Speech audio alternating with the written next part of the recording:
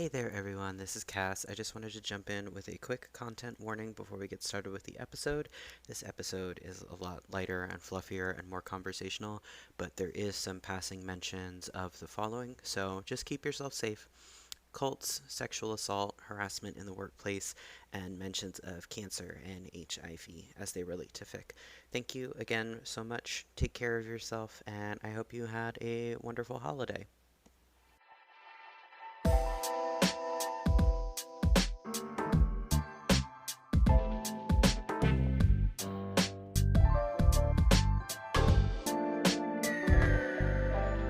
Hello, Teese. Hi, Cass. How are you?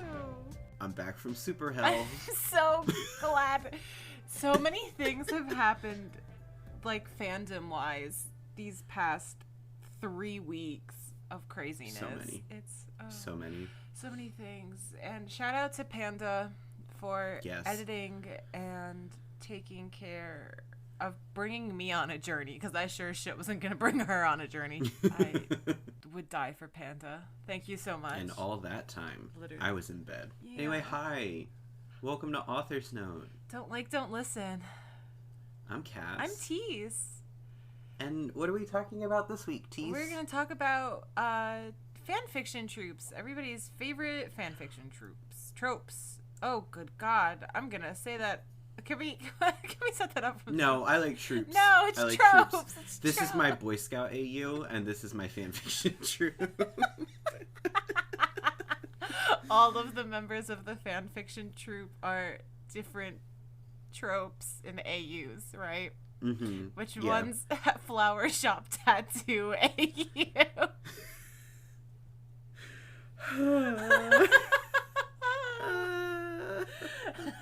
Teese, what's your favorite fanfiction AU?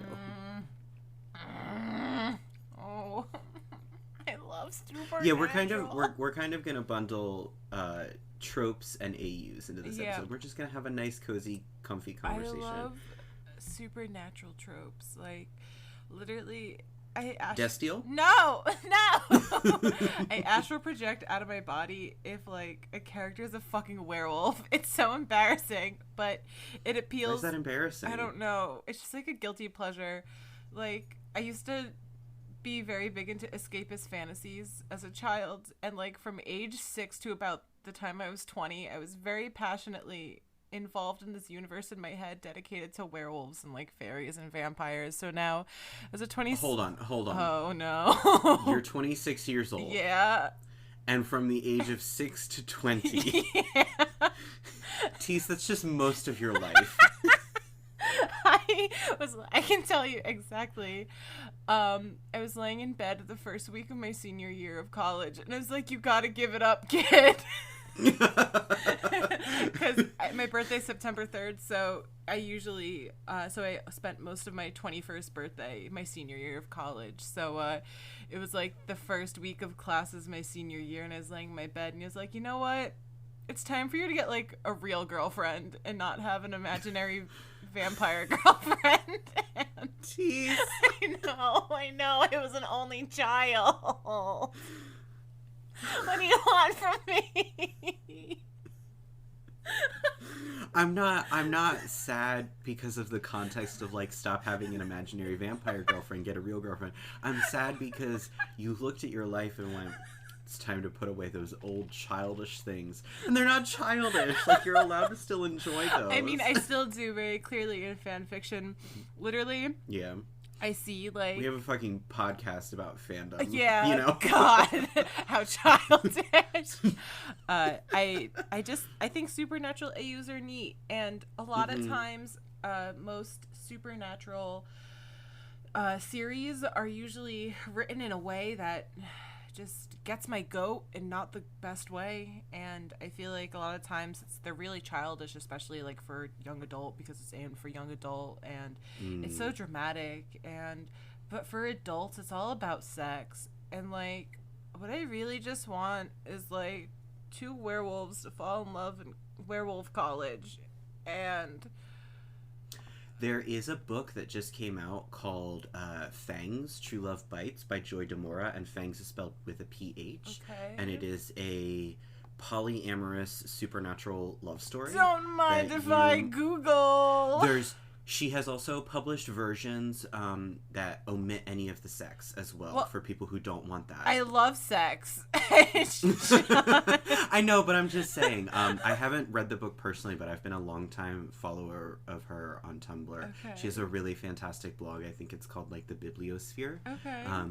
And she's just a really delightful woman. You have actually probably, if you've been on Tumblr, run across her posts because she shared a story at one point about when she was editing at a romance publisher, and this like book came through where nipples were described as being hard as crucifixes, and she like shares it. It's just a ridiculous post. You've probably read it, but if you want like a polyamorous, cute romance, supernatural, yes. Mayhaps. Fangs, True Love Bites. It just came out, and it's already a bestseller. And so. I've read some other stuff. Like I've read, what is it called? I know it. I've read Sharp Teeth by Toby Barlow, and that was like that wasn't as satisfying for me. Like I liked that it did have to do a lot with like werewolf drama, but like I wanted basically I want like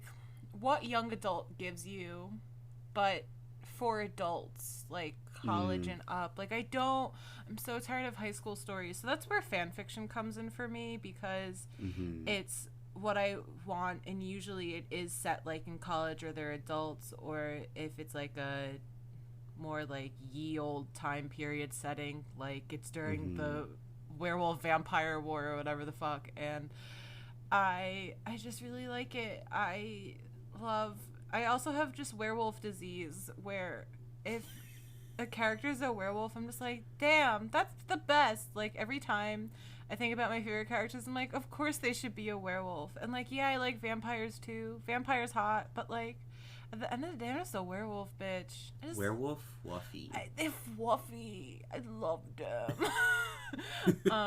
But yeah, I think supernatural AUs are my favorite, and I also have a soft spot for modern AUs, but not nearly. I mean, because like, let's be real, modern AUs just exist everywhere. Yeah. And then as tropes go, I mean, I love fake dating, but what's really my bread and butter, but I have not seen in a while, is accidental phone number use.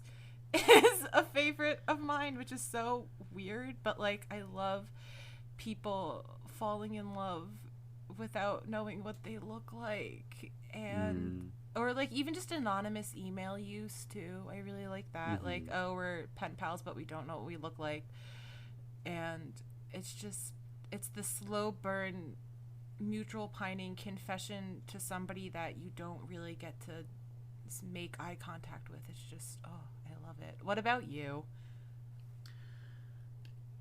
I love anything that is kind of pastoral or comfy or cozy, so a lot of times that leans more toward coffee shop AUs just because of the aesthetics of it. I understand. So, but I don't really have any tropes that I like actively seek out or anything. Okay, Most of the time I just like, I look for a pairing that I'm interested in, or I look for a character that I'm interested in and just go through and read and see what summaries catch my eye. Yeah, I usually I definitely... I do like things that have sort of a lore and world of their own, whether that be more fantastical or more grounded in reality. I find that really fascinating. Nice. I love that. Have you been watching anything since you went to Super Health? Oh, boy. So this week I've been watching, well, I guess more like the past 2 or 3 weeks, I watched all of Seduced, and I'm watching The Vow. And if you're unfamiliar with either of those, they are documentaries on the Nexium cult. Check out with a heavy, heavy content warning of discussions of, manipulation, sex trafficking, coerced consent, etc. This is like kind of the pinnacle of how dark cults can get on a really accessible level. If you're interested in checking either of them out, the Seduced follows more of the introspective story and self-examination by India Oxenberg, who's the granddaughter to the Princess of Yugoslavia, and how she got involved in the cult and her escape from the cult. and then it's 4 episodes, so you can quote unquote binge it. And then The Vow is from HBO and is much longer. I believe it's 9 episodes and is a much more sweeping view of the cult. It's a bit slower to kind of get into everything. And I watched Seduced first, and then I have started watching The Vow. But I've actually heard it's almost better to kind of swap them, because Seduced sort of picks up where The Vow leaves off, because The Vow sort of gets into the beginnings of Catherine Oxenberg trying to free her daughter India from this cult. And it's absolutely horrifying, and I do respect both documentaries because they're not super sensationalized or obsessed with like the glamour that Hollywood has sort of painted over cults to make them like really cool and edgy. It's just like very honest, like, hey, this is what happened and it's really disturbing and really messed up, Okay. And then to lighten my heart, I've been watching a lot of Jarvis Johnson's videos on YouTube to just kind of take the edge off of all of that. I don't know who that is. But He's a wonderful commentary YouTuber. Really, really love that. That's pretty cool. Lad. He's very just like, he's relaxed. He has a fun time. He talks about what he wants, and he goes into like deeper examinations. And a lot of his background comes from having been a programmer too. Mm-hmm. So he's able to kind of break down some things with algorithms and shady marketing and stuff. It's very relaxed, very nice. That's pretty cool. What about you, Teese? I really haven't watched anything. I've been a busy bee. You have been. Yeah, but What'd you eat? In general. Yeah, what'd you eat this week? I made a carrot cake for Thanksgiving, and that was pretty baller. Oh, hell yeah. Yeah, I ate Burger King one day. Oh, I'm so sorry. I had a chicken cutlet sandwich from a local pizzeria. That was pretty good. Yeah. I'm gonna make waffles after this episode. Ooh, that sounds really... I love a good waffle. Yeah. I love breakfast food. But, I love to have my waffles with peanut butter. Ooh, same. Oh my god. Kindred spirits. I love waffles. I'm reaching across with my peanut butter covered fingers. Yes. Peanut butter baby. Ah. I hate peanut butter baby. Peanut butter baby upsets me. It reminds me too much of the Ash babies in the Silent Hill movie. Oh, yeah. They do. I love peanut butter baby. I just like the noise he makes. But I also have continued to play Oberdin, which has been really fun. And I got to one of the spicier sea creatures in the game, and I was like, oh, fuck. Did you get a little spooked, a little scared? So it's not a scary game, but it's more like, holy shit, this is kind of scary in a way that, like, the game does a really good job of, like, showing, not telling, which is so sexy. And, that's good environmental storytelling. Oh my god, seriously, if you're a fan of environmental storytelling, I highly, highly, highly recommend it, because it's told essentially via snapshots of each character's death. So not only are you figuring out how these people died, who killed them and stuff like that, but you're also finding out what happened to the ship itself. And you slowly start to piece together why these things are happening too at the same time. And where I am right now is that I only have about 12 people out of the 60 figured out, but I'm still things are starting to connect naturally in my mind, and it's just so wonderfully done. Mr. Lucas Pope, your mind is so humongous. And I highly recommend it. If you're a puzzle game fan, just give it a play. Just give it a good old play. It's available for Switch. It's available for PC. It goes on sale pretty often. I bought it for under $10 when I bought it. Like, it's probably one of my favorite games I've played to date. Honestly, That's amazing. It's really good. I highly recommend it. So that's what I've been doing in my spare time, just playing Oberdin. But yeah, now back to the podcast. So yeah. I think we just want to have like a more relaxed, casual conversation about what all of this means, for us individually, but also for fandom as a whole. We polled some of our wonderful followers on Twitter several weeks ago about what their favorite fanfiction tropes were. Do you want to share with us, Teese, what some of those were? Yeah, some of them were, a lot of them actually were enemies to lovers, fake dating / fake married, A lot of people enjoyed Mutual Pining, but both of them are oblivious, which is kind of tasty. Love that. Somebody also suggested Friends with Benefits to Lovers, Slow Burns, Modern AUs, Practice Kissing, There's Only One Bed, and Soulmate AUs. Yeah, I feel like fanfiction in particular gets a bad rap for reusing tropes and cliches a lot.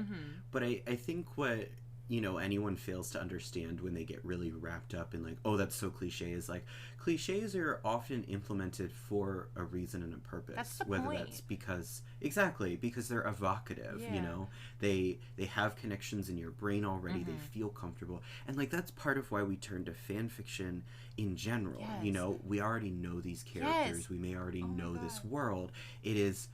It's a lot less exhausting in a way to approach a new fanfic as opposed to like a totally new book. I was talking to a friend about this like last week, how it's so, when you go to read fan fiction, there's not as much effort put into it because you know the characterization of these characters, you know what their thoughts and feelings are. You don't have to pay attention as much while you read because you can kind of figure out these beats. It's a welcome, warm hug at the end of the day. It's like almost watching a serial Monster of the Week show in a way, because it's like at the end of the day you know that XYZ is going to happen. Like when you watch King of the Hill. More than that. Yeah.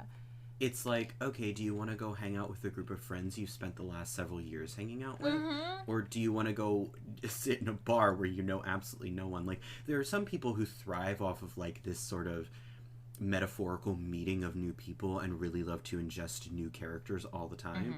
But for a lot of people, too, sometimes you just want to walk into a space where, like, you already know everyone. And the characters aren't going to be, the exact same every single time. Every writer's going to have their own spin on it and things like that. But, like, that's also what makes it more interesting to me is, like, you're digging up these new little layers. And, like, sure, they're not canonical or what have you, but they are, they still hold merit and I love value. the tweaks. Like, I've definitely read one...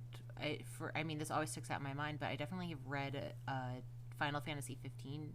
few of them actually, Final Fantasy 15 fics where Prompto doesn't feel the need to get skinny and doesn't run his ass off until he becomes very small and thin. Yeah. And I feel like those fics are so much more doesn't rewarding. Develop an eating disorder. Yeah, and it feels so much better because, like, I'm a bigger person. I don't want to be diminished down to I'm useless if I'm big. And with fan fiction, it explores so much more than what the game developers were willing to do because he stays big and he stays happy with himself and he finds radical self-love, and that feels so good to read in fan fiction. It's so nice. There's I did want to bring in a quote from Fanlore on alternate universes specifically, where they say, "It's generally agreed that the most effective AUs are those in which, even in the most radically changed circumstances, the transplanted characters are clearly recognizable in relation to their canonical counterparts.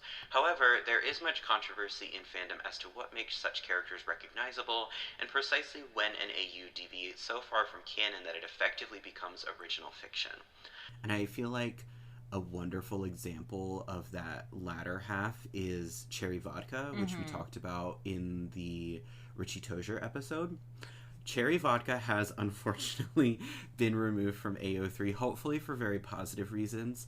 Cherry Vodka is something which is so far removed from the source material of the It movies or the It books that, like, it really is its own sort of standalone piece in that, like, you don't have to have any familiarity with Stephen King's It or Muschietti's movies to, like, really get engrossed and entrenched in that fic and, like, really kind of feel it from all angles. And, like, there's something that fan fiction brings in that, because it doesn't spend over long amounts of time introducing you to characters physically or emotionally because it presupposes that you already know them, it creates, for me at least, this sort of phantom knowledge that, like, you do already know this character, even if you're not familiar with the source material. And there have been times where, like, I've read a fic for something that I have no exposure to the original source material, and it's like there is this odd sort of, like, it almost feels like going to a party and all your friends thought you knew a person and just talk to you about them naturally.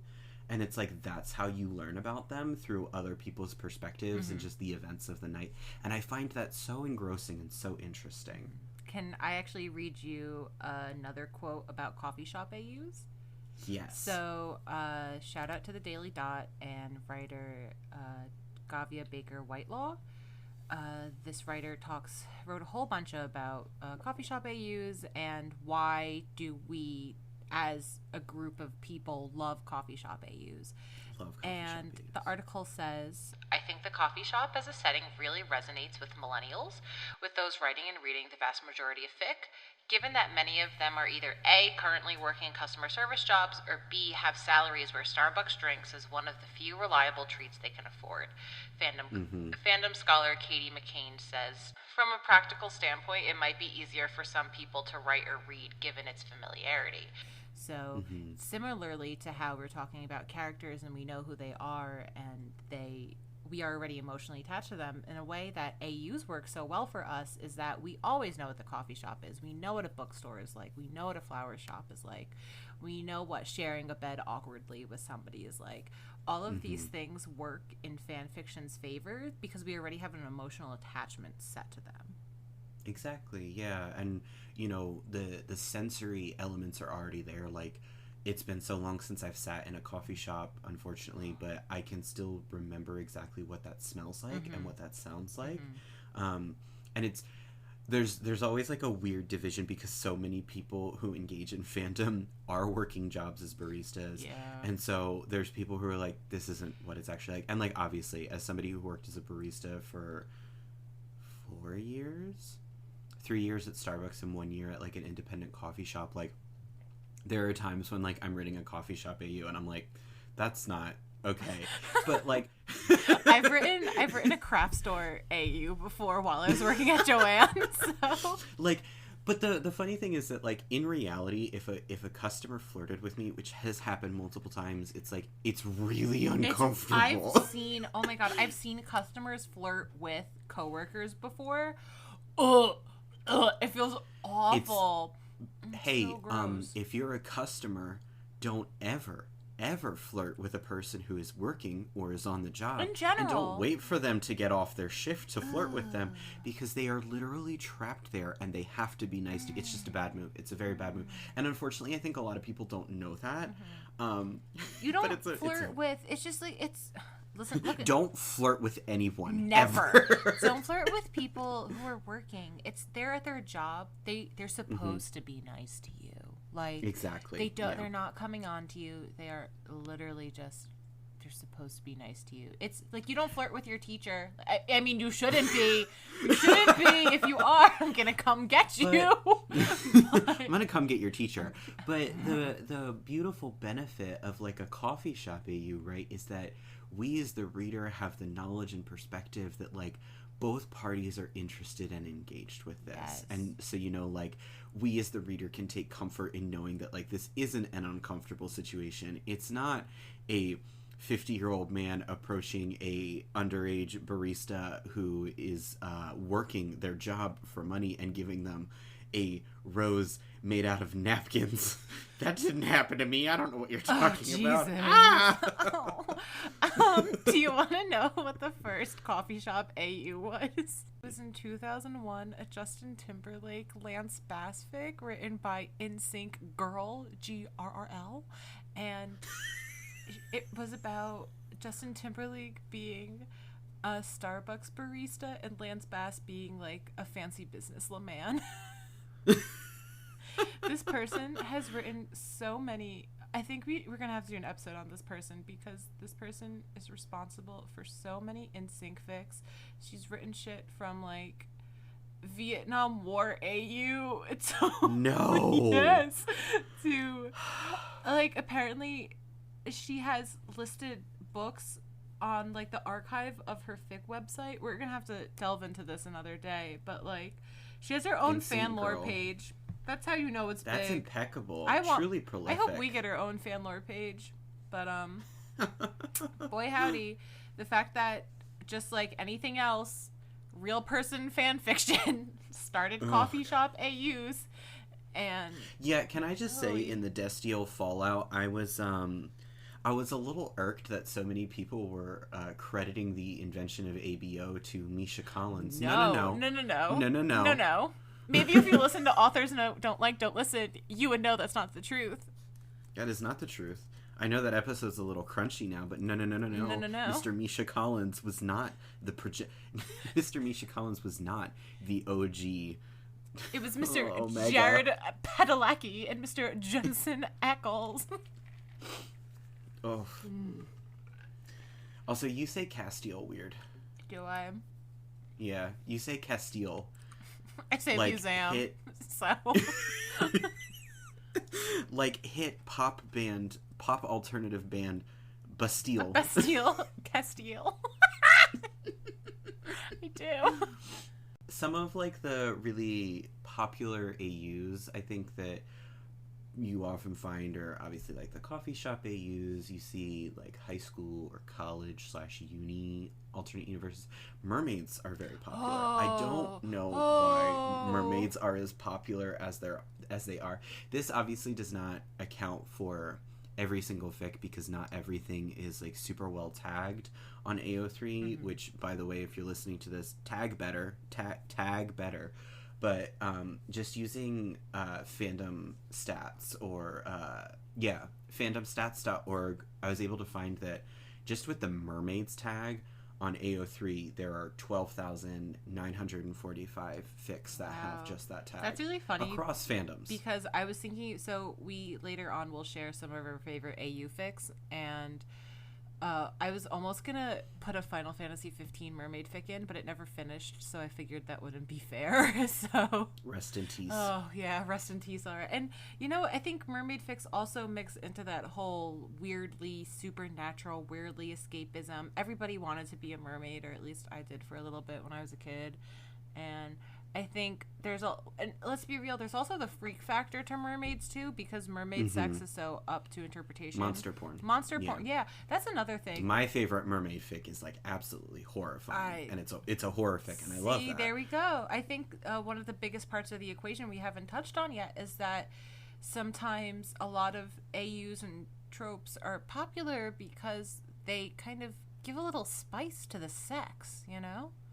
Yeah, I mean, that's true. I mean, soulmate AUs are like a lot of the AUs I think that I see repeated over and over again are things which either, you know, it is divine circumstance sort of deal where like these characters are pushed and foisted upon one another against their will or just by happenstance of fate, you know, where it's like, oh, the very first thing your soulmate ever says to you is going to be tattooed on your wrist, you know, from the time you're born. That's what mine's going to say. What's it going to say? Pee pee poop. Oh my god. Or it's, you know, that was bad. I'm sorry. Reclamation of spaces that are maybe, you know, less pleasant for us or are part of, you know, systems of mundanity, you know. Seeing color for the first time once you meet them or something like that. Oh, that's cool. Yeah, I've read a few like that. Those are kind of fun. But like, yeah, like coffee shops we invite because we want to take hold of portions of our lives that, you know, maybe aren't as glamorous, or maybe we could, you know, wouldn't it be a little bit more bearable if you did meet someone who you really loved in that circumstance? Or, you know, mermaid AUs where it's like, okay, here is the supernatural, here is something different that changes things. And, you know, when you take mermaid AUs in the direction of more like monster fuckery, right? A lot of that sort of monster fucking occurs because of reclamation of spaces, creatures, and persons which are supposed to be harmful to us, but instead we take that and sort of weaponize it sexually in a weird sort of way. Like, I mean, Pyramid Head hot, yes, but also Pyramid Head in the Silent Hill games is evil, yeah, and is shown as like sexually assaulting other monsters, and it's like, okay, but what if we can take that and like control that and rework it as something that is appealing to us instead of something that is weaponized against us? And so that's a way that, you know, people explore themselves and their own interests via fandom spaces. fake dating just cool. I love fake dating. I think because it includes that embarrassing pining. It's people that you love already on a certain level. I mean, I've never like fake dated, but I've definitely been like a friend's like, yeah, my girlfriend's coming around the corner and it's me like doot doot doot doot. So like I've been the fake date before, and it's fun. It's fun. Well, and let's also recognize too that a lot of fandom spaces are queer spaces, Yes. and so a lot of these are explorations for queer people of making spaces that might not be safe for them. Like, People fall in love with their friends all the time, especially young queer people. Like, exactly, yeah. And making spaces like the coffee shop. Teese has sent me an image of a golden gorilla. He's gem encrusted, and he's on sale today for $7,000, down from $10,000, and apparently T says this is going to be one of our Patreon goals. So, anyway, like, being a queer person who, like, has been interested in, just, like, attractive strangers before at, like, a coffee shop, like, I'm never gonna bother them. Leave them be. Like, not baristas, but, like, just people working inside of the coffee shop. But, like, in fan fiction, you can approach them and you can talk to them. And it is, like, a safer, no consequences space where you're not going to be attacked or ridiculed or mocked. Eskel is scratching the back of my chair. Eskel, please, we've talked about this. I mean, I fall in love with every single cashier who's nice to me for 2 seconds. So it makes perfect sense that we develop these AUs as miserable and lonely queer people as a whole. But, like, I don't think they always come from that space, too. I think there's also just as somebody who just likes making drinks, I really love coffee shop AUs that really relish in, like, the mixology and history of coffee and of different drinks and, like, how they're prepared and, like, AUs which will, like, give their own recipes, which I think is so cool and immersive and just, like, a really amazing touch. And it's one of those things where it's, like, you can feel the writer's passion being pushed into this, whether they themselves have experience or they've just looked into it for the sake of the character. Coffee shop AUs that are tagged as coffee shop AUs, there's 22,252 of those on AO3. Granted, again, that's probably largely underreported in terms of, like, there are a lot of people who probably don't tag it as coffee shop AU, and it's just in the summary or whatever. I can't do high school AUs anymore. They're not good. Okay, there's like that's not fair. But there's like there's one high school AU. No, stop. I didn't say college. I did not mean college AU. There's like one high school AU that I have emotional attachment to, and I wish it would just fucking update. And it maybe updates like once every 6 months, and every time it does, I'm like, I scream for a little bit, and then I just reread it from the beginning again because it's so long in between episodes, and it's just so tasty. But I literally haven't even seen the main two characters, the pairing, interact yet, and it's been 4 chapters. High school AUs just don't really interest me anymore. They're mostly not good. I think there's no stop. There's no part of me that wants to relive high school in any facet. And you know what it is? So I'm just like, no, thank you. You know what it is? It's also very frequently college AUs and high school AUs are written by high school and college students, and it's. I mean, I read a lot. I read a lot of fan fiction, and I read a lot of published works that are done by professional writers, both fictional, nonfiction. I read a lot in general, and sometimes when you are a high schooler, it does not matter how many times your creative writing teacher tells you how good of a writer you are.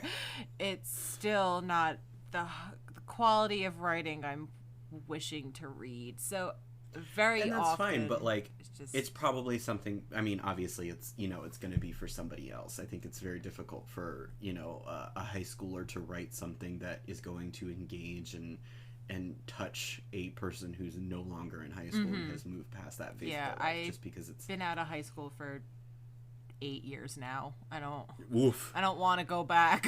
And like I am certain and positive that there are deep, well-written high school AUs. Definitely. Actually, there's one that there's like a boarding school AU that I know of in one fandom. I'm not going to name the fandom because it'll be very easy to find that fic then, and I don't necessarily want to. I won't mention the one that I was talking about either, but yeah.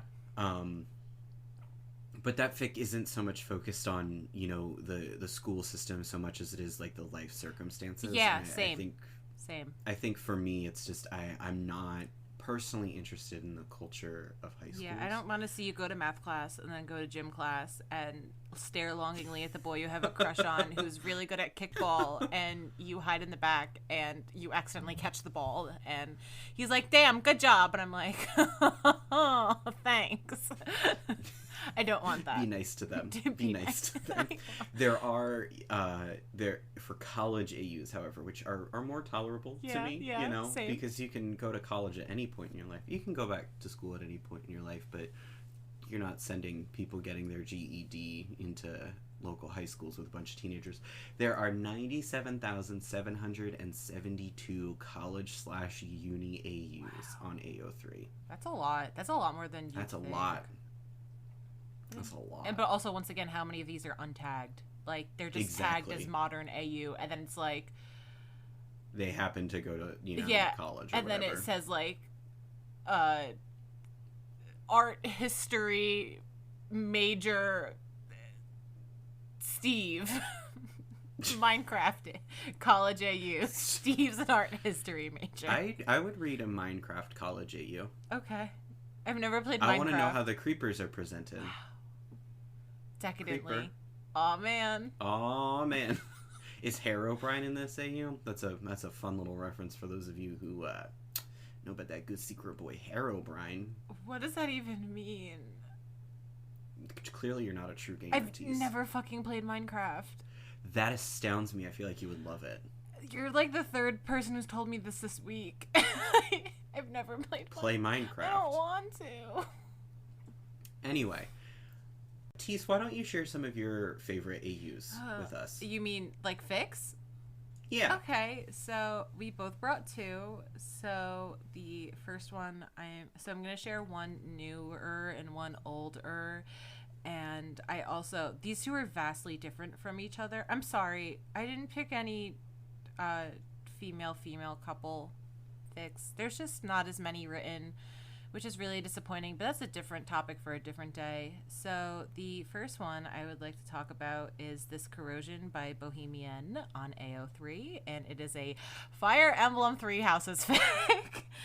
And it is so good. It's set, so picture this. It's a 90s goth AU, which is incredibly sexy in its own right.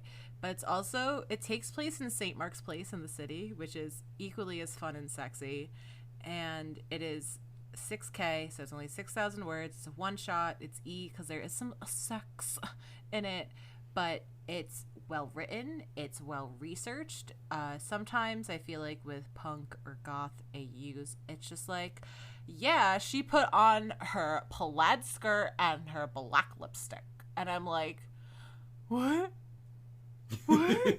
And this Bohemian does a really good job about talking about the music that's in the fic, which I also really love because I like music a lot. It's kind of obvious. I'm really into music. I enjoy music history. I care a lot about how the progression of music works. So to see this fic talk about how just like who Sisters of Mercy did a cover of is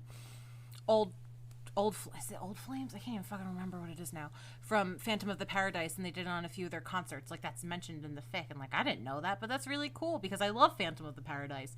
And it's well written, and I wrote like actual notes, but sometimes I've reread it like 6, 7 times at this point now, and I've only been to Fire Emblem for 11 months.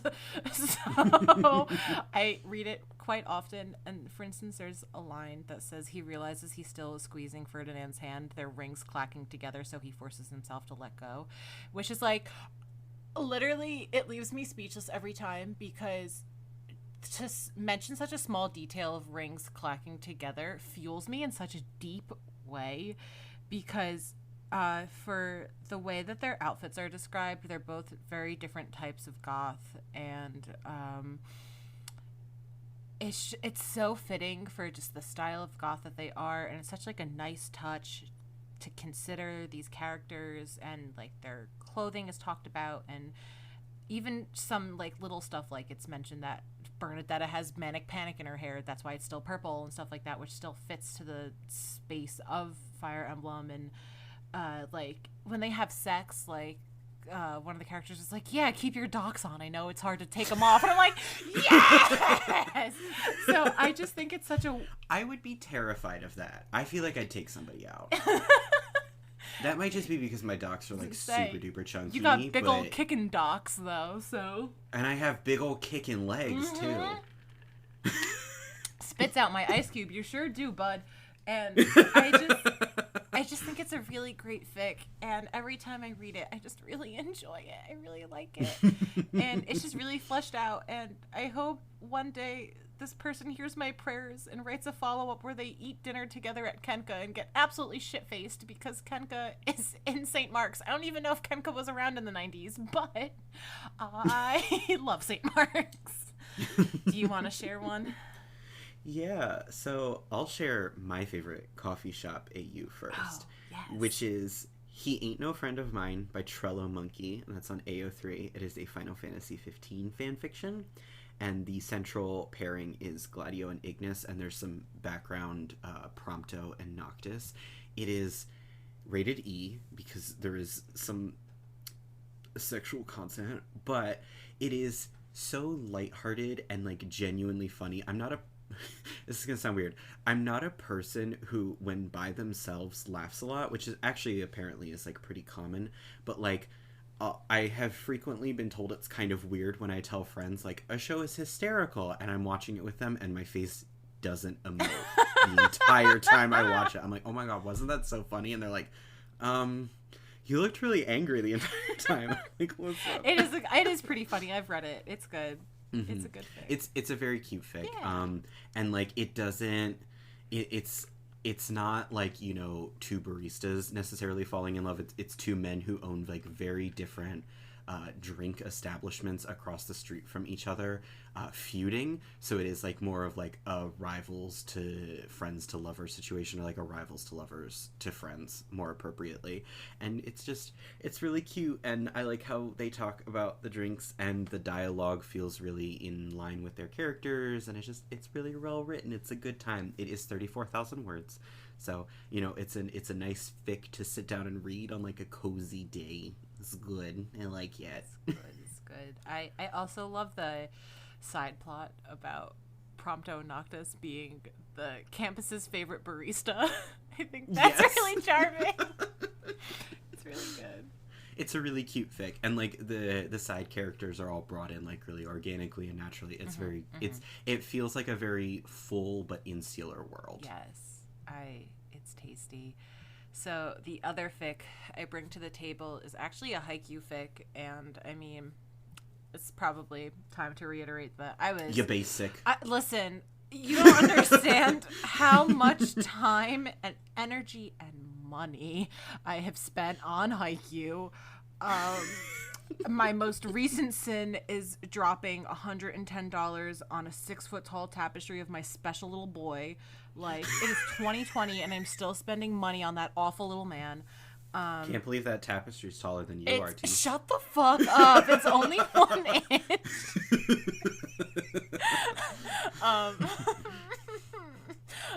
6 foot plus supremacy. God damn it. One day. One day I'll grow an inch. Just one. Teese like Jenna Marbles like, I want to be tall. I mean, I am, but like, I want to be taller. Yeah. But Butterfly on the Subway by Big Spoon Noya on AO3, and it's I've read fics from this person. Have you? That's so exciting. Yeah. You should read this, even though you haven't read the fic at all. So it's actually a You Got Mail. I'm pretty sure I've read their Detroit Become Human fics. Oh boy.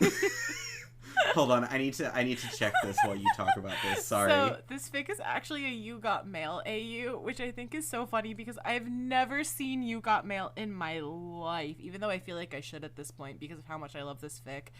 And this is to talk, I mean, once again, how we mentioned how sometimes it's really cool to see things that have already been established in our mind combined with other things that we kind of want to take and rewrite because we want to relate to it on a deeper level. And so this fic is mainly Daisuga, which is Captain Daichi Sawamura, and co-captain Sugawara Koishi.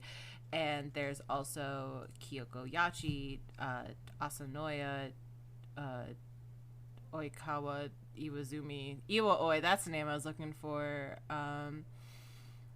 Yamasuki, Kagehina, Kema, Kuro. All that shit. All the usual. Hi guys, I'm a really big Tonica fan. So I like Tananoya, so they're not there. But so it has like all of the big hitters for the Haikyuu fandom when it comes to shipping wise.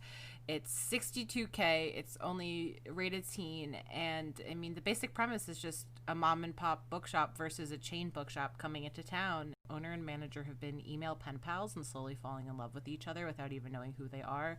And of course, when they figure it out, it's this whole big shit, and they're in love with each other, but they're enemies in real, like, in the meat space, I guess, IRL, if you want to say. And I haven't read it in a long time, but whenever people ask about, like, really well-written fics and fics that, like, you care about, I always think of this one because it is just a really comfortable and soft read. And there's like other fics that I've read that are fun in the Haikyuu fandom that I've definitely revisited in recent years and stuff like that, but this one for some reason just really gets my goat in a good way, and I really enjoy it. And it's sitting down and reading like a book because it's 62,000 words and it's based off of a movie that's already fleshed out. But I also really like to read, like I was mentioning earlier, and this talks a lot about reading and enjoying literature too, and in growing up and coming to terms with who you are and all that fun stuff. So I think it's a really great fic, and I enjoyed it when I read it, and half of it when I reread it again like 3 months ago. I have indeed read this person's Detroit Become Human. Wow. Fics. Yeah, she's a professional writer and she's phenomenal. She does really great work. Her fan fiction is absolutely superb. Nice. My final fic that I bring to the table is one of my absolute favorite fics that I just finished rereading the other week, and I've probably read it like 8 or 9 times. Mm-hmm. It is a sad, bittersweet fic. It's called Gentle Beasts Both by Stone Lions, and I like heartily recommend anything that Stone Lions writes. They are also a phenomenal artist, and their work captures like a really clean and tender softness in pretty much everything they do, whether that be illustrative or writing. But Gentle Beasts Both is a Dragon Age Inquisition modern AU, and it focuses on Cullen and Dorian as a couple. It takes place in Vancouver, and like the setting is so well done, and like it's just kind of there in the background, but you really feel it throughout the entire fic. There is a content warning because the premises of the fic itself is Cullen being diagnosed with lung cancer, which it's not a torture porn, it's not like, you know, a sad stuck kind of thing. It is very much like this is analogous to his character's struggle in canon. And there's also mention of Felix Alexius having HIV, which is again analogous to his own diseases or his own affliction in the actual game. So this isn't like, you know, a Hamilton deal where it's like, let's give these characters these really intense issues to deal with for fun. And they're not so much the entire focal point. They are just like an honest, true thing that is happening to these individuals within this story. And, you know, kind of coming to terms with that, and, you know, how do you tell people, and how do you kind of reckon with that on your own. Okay. It's good. It's 43,000 words. It's very soft. It's very tender. It's good. Dorian has a dog, and I love her, and I love this fic very much. It's really good if you want something. It does have a happy ending, but if you want something, yeah, that's, you know, kind of a little sad, kind of a little, you know, real, Gentle Beast both. Hurt It's really Comfort, good. baby. Yeah, we love Hurt Comfort. I feel like Hurt Comfort is really good if it's written really well. I feel like a lot of people can't execute it well, but when it hits, boys, does it hit? Oh my god. Yeah. Are there any fic tropes that you're surprised didn't end up on the Twitter responses from people? Definitely Hurt Comfort. I'm surprised College AU. Not really. Oh, damn. I'm surprised College AU wasn't on that list, surprisingly enough. Yeah, I think a lot of people are probably like us in that they don't necessarily seek out specific types of fic. They more so just look for, like, you know, a pairing or a character they're interested in and go from there. Yeah. And, you know, see what appeals to them. The only time I usually do hunt out fics, quote unquote, besides like if I'm looking for a specific pairing, is usually like not safe for work related. So I never go like, ha ha ha, I'm gonna look up fake dating AUs tonight before bedtime's night story. Thank you so much for hanging out with us on this more casual episode. As always, if you ever want to reach out to us or get in contact with us, you can email us at authorsnotepod@gmail.com, or you can find us on Twitter and Instagram at authorsnotepod. We also have a coffee. If you are able to ever give any amount, or you really enjoyed an episode, we would really appreciate that. That helps support us, whether that be, you know, paying for somebody to help edit, or paying for just our hosting fees for the month. It's coffee.com/authorsnotepod. You can find a link to it on our Twitter as well. My name is Cass. If you want to find more of my stuff on the internet, I am everywhere at Valhethella. That's VALHETHELLA. Teese, where can people find more of your work? I'm Teese, and you can follow me at Vicuñad on Twitter and technically Instagram, but like I never post on Instagram. That is VICUNAD. Also, you can find me at the Fresh Podcast Market, a podcast that's a real podcast about fake podcasts. And recently, I guest on I Hope Podcast, which is a Degrassi recap episode. I watched Degrassi for the first time in my life to record this episode with my friend Donnie. And it was really fun. I watched the episode where Darcy starts selling risque photos to pay for Degrassi High's cheerleading uniforms. It was oh my god, a wild ride. So if you want to check that out, it's I Hope Pod. I hope, like the theme song, which it's I Hope I Can Make It Through Podcast, which is obviously the theme of the show Degrassi. I don't know when it's airing, but it should be coming soon. So you could check that out. Our theme music was done by James Wayulo, and you could find him on Bandcamp under James Y.